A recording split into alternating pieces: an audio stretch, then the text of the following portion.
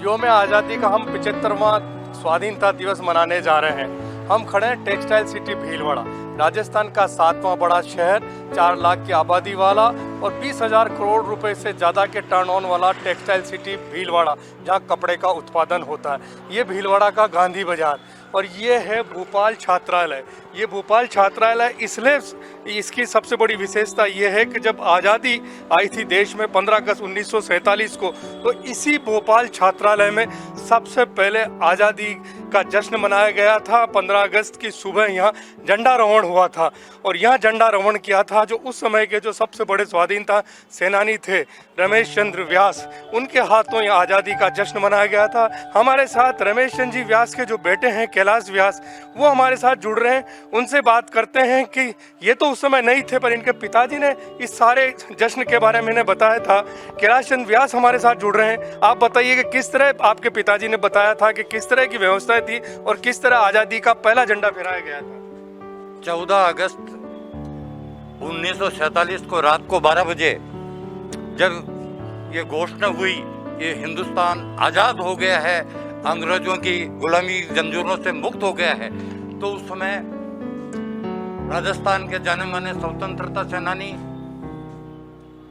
मेरे पिता स्वर्गीय रमेश चंद्र जी व्यास ने आज़ादी का पहला तिरंगा झंडा या जब फहराने की बात सामने आई, तो उस समय रात को 14 अगस्त की रात को 12 बजे से ऐसी तैयारियां इस शहर के अंदर की गई कि ये सारा जो भोपाल क्लब जहाँ पर हम खड़े हैं, यहाँ पर आज़ादी का तिरंगा झंडा जहाँ फहराने की बात थी, उसके साथ ही पूरे एरिया के अंदर घर घर के अंदर घी के दीपक जलाए गए, तिरंगे झंडे लगाए गए और हजारों लोगों का हजूम इस भोपाल क्लब की बिल्डिंग और बाहर तक सारे लोग यहाँ पर इकट्ठे हुए और यहाँ आज़ादी का पहला झंडा फहराया गया। आज़ादी का पहला झंडा फहराने वाले स्वर्गीय रमेश चंद्र व्यास के आप बेटे हैं, जो 2 बार लोकसभा, 1 बार राज्यसभा, और जिन्होंने आज़ादी के इतिहास में बनाया है। लंबी लंबी भूख हड़तालें उन्होंने की है।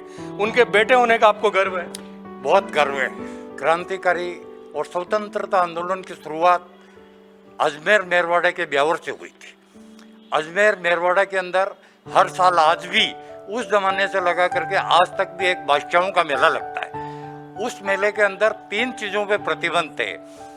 पहला प्रतिबंध था अंग्रेजों के खिलाफ बोलना, दूसरा प्रतिबंध था तिरंगे के खिलाफ और तीसरा था गांधी टोपी के खिलाफ।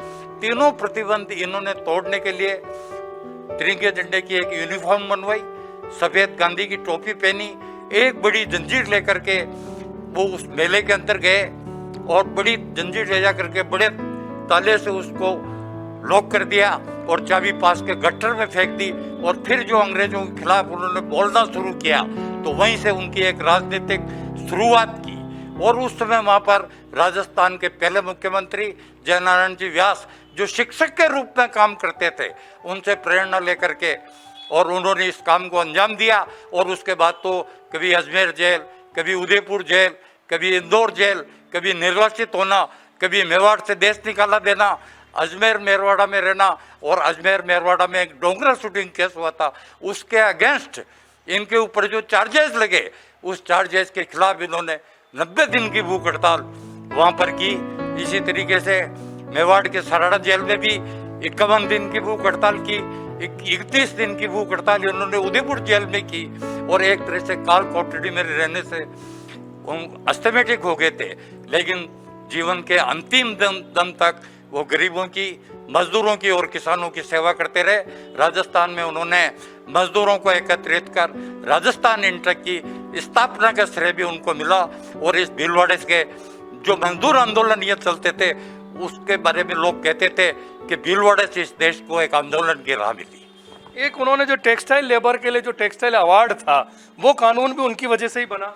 वो कानून जब सुखाड़े जी यहाँ पर मुख्यमंत्री बने और यहाँ पर एक लंबा संघर्ष चला, तो मोहनलाल सुखाड़े जी के नाम से सुखाड़े अवार्ड यहाँ पर लागू हुआ था और सारे मजदूरों को उसके अंदर राहत दी।